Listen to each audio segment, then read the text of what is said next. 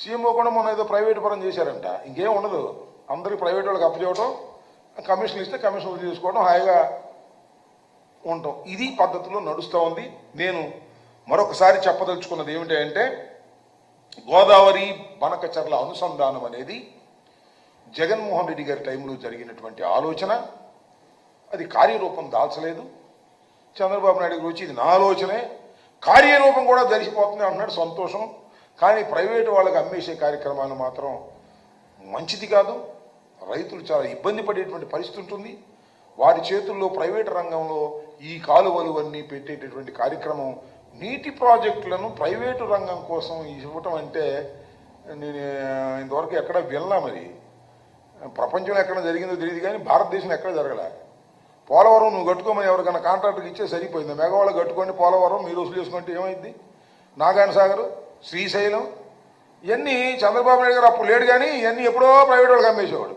ఏదో జవహర్లాల్ నెహ్రూ గారు, లేకపోతే అప్పుడు ఇంకా బ్రహ్మానంద రెడ్డి గారు, వీళ్ళు ఉండబట్టి ఆ నాగార్జున సార్ కట్టారు. కానీ లేకపోతే చంద్రబాబు నాయుడు ఏ మెగావాళ్ళకో, లేకపోతే ఆయన పేరు ఇంకా కాంట్రాక్టర్లు ఉండరు కదా, ఆయన సొంతంగా ఉండే కాంట్రాక్టర్ వాళ్ళకు ఇచ్చేసి ఉండేవాడు. ఈ పాటికి నవయుగ వాళ్ళకు ఇచ్చేసి ఈ డబ్బులు చేసుకునే కార్యక్రమం చేస్తున్నారు. సో ఫైనల్గా నేను చెప్పదలుచుకున్నది ఏమిటంటే, ఈ బనకచెర్ల గోదావరి అనుసంధానం అనేటువంటి కార్యక్రమం, పెన్నా గోదావరి కృష్ణా నదుల అనుసంధానం అనేది 280 టీఎంసీలతో జగన్మోహన్ రెడ్డి గారి టైంలో జరిగినటువంటి ఆలోచన.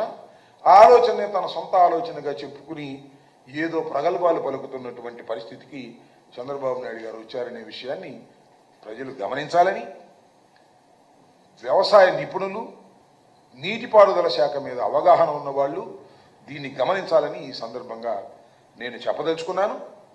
తెలుగు తల్లి జలహారతి కాదిది.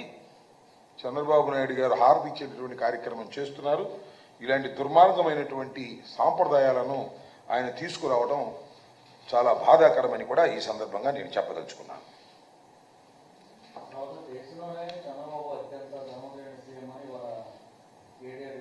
చూశాను. ఇది కొత్తగా కనిపెట్టిందే ఉంది.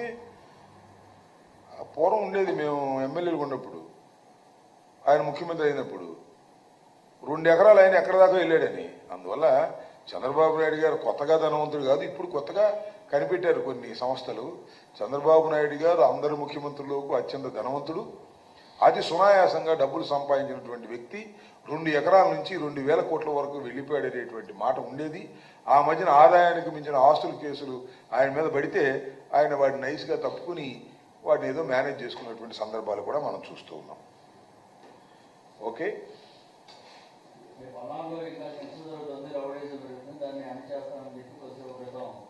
ఆయన అణిచేస్తాడు. ఇప్పుడు అణిచాడుగా. మొన్న ఇక్కడ అదే ఊరు కాకినాడలో ఒక లెక్చర్ను కొట్టారు, అణిచేశాడా. రౌడీజం చేస్తుంది వాళ్ళు కదా, మొత్తం అంతా కూడా రౌడీజం ఎక్కడా లేదు. చంద్రబాబు నాయుడు గారు తెలుగుదేశం పార్టీకి సంబంధించిన వాళ్ళే ఎక్కువ రౌడీజం చేస్తున్నారు. అదేమంటే మళ్ళీ ఈ మధ్య పోలీసులు కూడా రౌడీలుగా తయారు చేసి పోలీసుల చేత కూడా రౌడీజం చేసే కార్యక్రమం చేస్తున్నారు ఇవాళ. ఆ పోలీసు అధికారులు అందరూ కూడా కొద్దిగా జాగ్రత్తగా గుర్తుపెట్టుకోవాలని చెప్తున్నా. ఈ ప్రభుత్వం 3 నాళ్ల ముచ్చట 6 నెలలు అయిపోయింది, ఇంకా 4.5 సంవత్సరాలు ఉంది.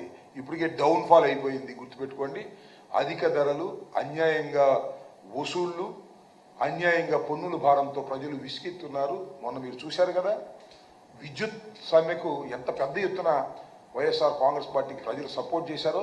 రాబోయే కాలంలో ఉద్యమాలు వస్తాయి. ఈ ప్రభుత్వం చేసేటటువంటి తప్పుడు విధానాల మీద ఉద్యమాలు చేస్తాం, ప్రజల్లోకి వెళ్తామని సందర్భంగా తెలియపరుస్తాం.